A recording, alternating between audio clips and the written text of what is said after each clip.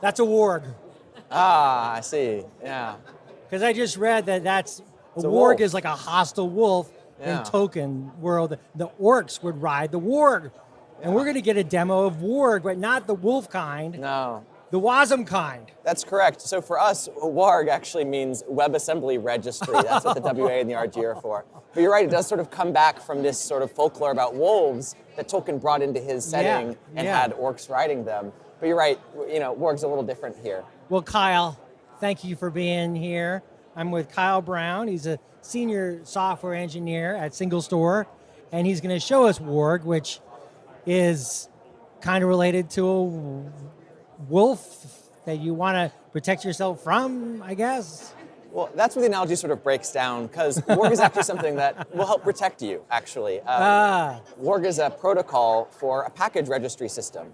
Okay. And it's specifically one that's designed with security built in from the beginning. So in fact, you're more safe with Warg than without it. Okay, great. Let's take a look. Right. So I'm going to do a little demo here where I set up a Warg server. Okay. And then we're going to get a client going, and we're just going to sort of walk through a basic use case for Warg.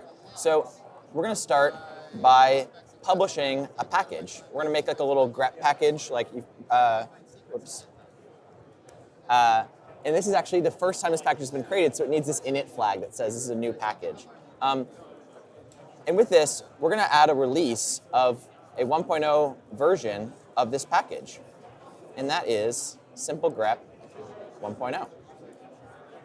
And then we can submit it to the server, upload our contents, publish grep, boom, it's up there. And if we warg install grep, we can bring it down and we can have it locally in our environment. And by running it, actually, let's run.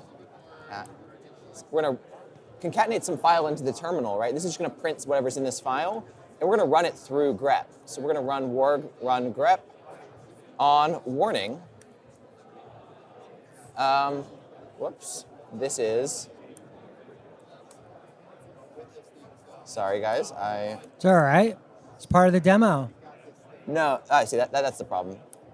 We actually printed the wrong thing. So we actually wanted to run the dummy log through it. We actually just tried to run grep through grep. And that's not going to work. That's not going to work. At all. So just a little typo on my part. But now if we grep this log for warnings, we can find all of the warnings in this log, the same way you could with, or info as you could with grep normally. But the thing here is that what I did just there is we actually uploaded this package to a secure registry, downloaded it, and ran it as WebAssembly, all right there. So tell me what makes that such a breakthrough for people who are watching this. Right, so there's a couple parts here. One, WebAssembly is really portable, so we can do this on any system. But the more interesting thing actually is not just about how it works when everything goes well, it's also about how robust it is when you're attacked and when things go wrong. And we actually can show that next. This is a terminal actually for an attacker. And if an attacker you can install grep, that's fine, it's allowed to do that. But if it tries to publish its own version of grep. I see. This is where things get interesting, right? If somebody tries to add a bad version of grep, we are in attacker, so we need to go here, simple grep. Yeah.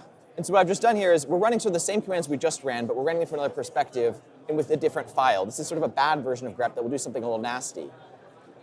And if we submit, unsurprisingly, it's going to get rejected. That little error there is a little complicated, but it's saying that we don't have the right key for this. We're not an authorized person for this package.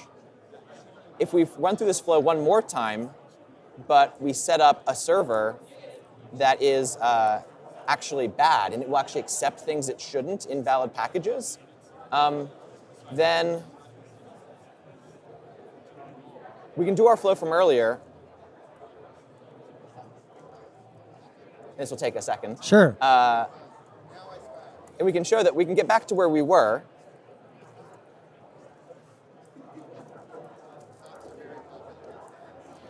So just to back up, that the hacker is like trying to use their version of grep. to Well, try they to want access. us to use their version. Okay. That's the trick here. And the registry just told them no, but we're going to show that what happens even if the registry lets them publish their version. Okay. And we're going to show that the client still actually can catch that and Now, won't actually ever run a compromised version. Okay, great. And that's really the trick of this, is that even if things go poorly, WebAssembly will serve as that. well, Warg specifically here is Warg. this protocol that helps us get the right contents that go with this name. In this case, we have a package grep, and Warg is what establishes the real content that belongs to that package versus content that's been added fraudulently, right? That's sort of malicious. So what is Warg then exactly then? What does it do? So Warg is a protocol. It's a way for registries, it's like a language registries can speak. It's like an API, Right. you can think of it as. It's a way to encode information and publish it to servers and get it back, right? And to request data from servers with really strong validation behaviors. In fact, my talk yesterday, Package Transparency with WebAssembly Registries, actually covers sort of the security properties that this protocol has. Okay. And we'll show really quickly. And WebAssembly is built into Warg how?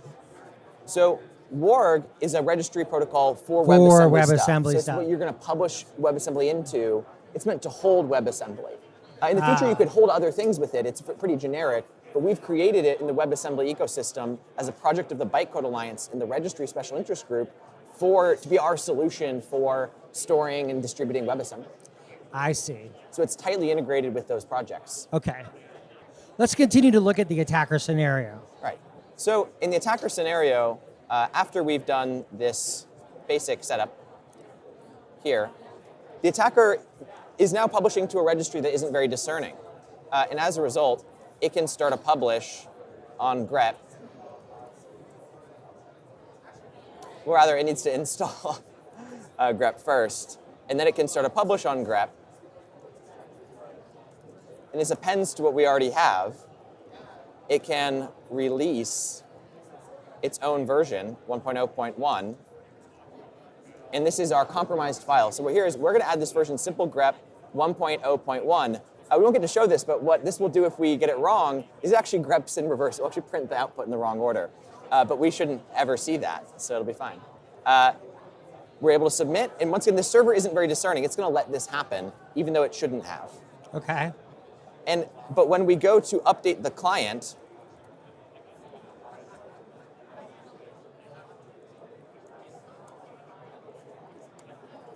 it actually detects that a key without the right permissions submitted that update. Oh, okay. And actually, it noticed that things went wrong, even though the registry didn't help it.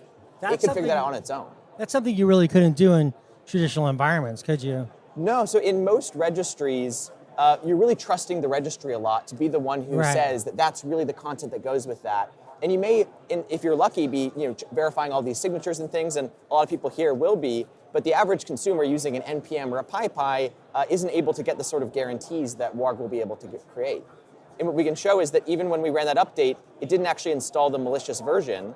And if we actually take our dummy log, and we run it back through the grep command,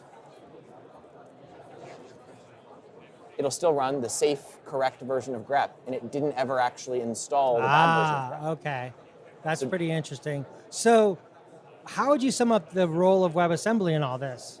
So WebAssembly is sort of the Bytecode Alliance, which is a group of WebAssembly-related projects, created Warg. So that's a sort of initial relationship. Okay, and right. It's a protocol, right. Right, and we created this protocol, and we intend to use it. It's going to be actually integrated into Bytecode Alliance tooling. And for example, the company I work for, SingleStore, is planning to use Warg to install database extensions from registries, either ones we host or potentially public registries, securely. So if you create a database extension that's in a Warg registry, we'll be able to pull that down into the database securely.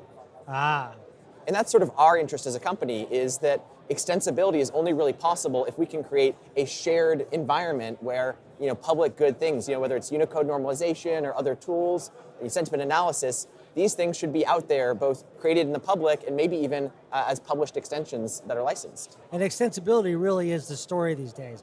We want extensibility to be really core to the capabilities that a developer expects. Right, and if you think about it, it's sort of an obvious thing. Like, of course, you want your tool to do more. You want your tool to do whatever the user needs it to do, and extensibility is part of that. It lets us take the user's custom logic, whatever they need, and run it in process in the database as a user-defined function. It's an incredible capability, and there's a reason everybody wants extensibility.